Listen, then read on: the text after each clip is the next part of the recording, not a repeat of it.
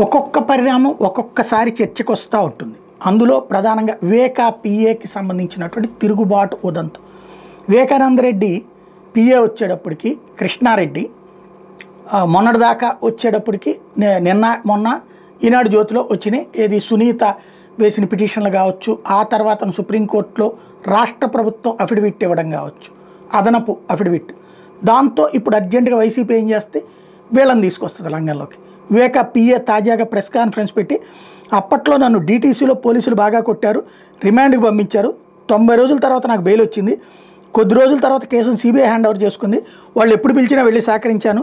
2021 మార్చి 3 ఢిల్లీ నుండి అప్పుడు investigation officer Deepak Kaur నుంచి నోటీస్ అందుకున్నాను. ఢిల్లీలోని సిబిఐ కార్యాలయంలో హాజరు కావాలని చెప్పారు. ఇలా జరుగుతుందని రాజశేఖర్ నాకు ముందుగానే చెప్పారు. అంటే వాళ్ళకి ముందే ఈ విషయం తెలిసి నాతో డ్రామాలు ఆడారని తర్వాత తెలిసింది. నేను ఢిల్లీ వెళ్ళడానికి రాజశేఖర్ విమానం టికెట్ ఏర్పాటు చేసి అక్కడ ఉండడానికి వసతి కూడా కల్పించారు. ఖర్చుల కోసం నా అకౌంట్లో 50,000 జమ, పాస్బుక్ జిరాక్స్ను కూడా చేశారు.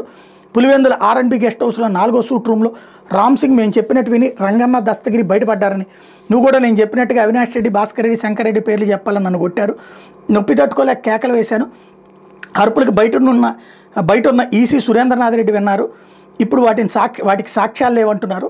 కడప సెంట్రల్ గెస్ట్ హౌస్ కేంద్రంగా రామ్ సింగ్ నా కుమార్ ఎదుట నన్ను కొట్టారు, 3rd డిగ్రీ ఉపయోగించారు, వీడికి సాక్ష్యాలు లేవంటున్నారు. అక్కడ ఉన్న సెక్యూరిటీ గార్డ్ వాళ్ళకు అనుకూలంగా సాక్ష్యం చెప్పాడంటున్నారు.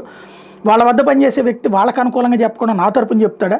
2021 అక్టోబర్ 17వ తేదీన హైదరాబాద్లో ఉన్న నా కుమారుడిని సునీత రాజశేఖర్ పిలిపించుకుని మీ నాన్న రామ్ సింగ్ చెప్పినట్టు వినాలి, అందుకు నువ్వు ఎలాగైనా ఒప్పించాలని తీవ్రంగా ఒత్తిడి చేశారు. దీంతో నేను ఆ రాత్రి బయలుదేరి 18న హైదరాబాద్కి వెళ్ళాను. పాత ఆఫీస్కి కాకుండా కొత్త ఆఫీస్కి రమ్మని చెప్పారు. అక్కడికి వెళ్ళాక రామ్ సింగ్ చెప్పినట్టు వినాలని సునీత నా మీద ఒత్తిడి తెచ్చారు. నేనే ఉన్నదోన్నట్టు చెప్తానన్నాను. మనం చెప్పినట్టు కృష్ణారెడ్డి వినకపోతే నువ్వు జైలుకి వెళ్తావని సునీత రాజశేఖర్ తండంతో ఈ హత్యలో వాళ్ళ ప్రమేయం ఉన్నట్టుగా నాకు అనుమానం వచ్చింది. మా అందరి ఫోన్ల ఆధారంగా విచారిస్తే నిజాలు బయటకు వస్తాయి. ఆ పరిస్థితిలో సునీత రాజశేఖర్ రామ్ సింగ్లను బెదిరిస్తున్నాను పోలీసులు ఫిర్యాదు చేశాను. పోలీసులు పట్టించుకోకపోతే అప్పుడు ఎస్పీని స్వయంగా కలిసి ఫిర్యాదు చేశాను. అయినా స్పందన లేనందుకు పులివెందుల కోర్టులో ప్రైవేట్ కంప్లైంట్ వేశాను. కోర్టు ఆదేశాల మేరకు అప్పటి సిఐ రాజు స్వయంగా మా ఇంటికి 2 సార్లు వచ్చి నాతో 20 పేజీల స్టేట్మెంట్ తీసుకున్నారు. ఇప్పుడు రాజు అసలు విచారణ చేయలేదని చెప్తున్నారు. ఇందులో పోలీసు అధికారులైన రాజేశ్వర్ రెడ్డి, రామకృష్ణారెడ్డిలకు ఎటువంటి సంబంధం లేదు. నేను అవినాష్తో మాట్లాడినట్టు నిరూపించాలి.